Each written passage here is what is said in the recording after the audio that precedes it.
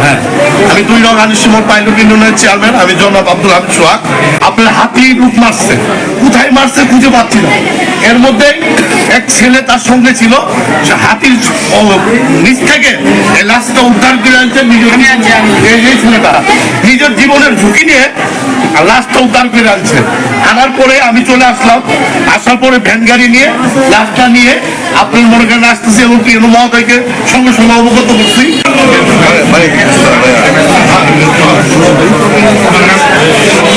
হচ্ছে আপনার আহমদ আলী, ডাক নাম আমরা কি বাড়ালো করে এলাকার লোক সবাই চিনি। আমার সম্পর্কে না না হোক, আমি সকাল আনুমানিক 8:30-9টার দিকে আমি খড়ি কাটতে গেছিলাম। আর কিছু মানুষ কর্মীকে খড়ি কাটা পাহাড় থেকে ঘুরে টুরে আনে এদিক দিয়ে চলে আর কি আনতে গেলে পরে আমরা এলাকার লোক 10টার দিকে খবর পাই যে ওই জায়গায় মালাতে একটা লোক মারছে হাতিয়ে। পরে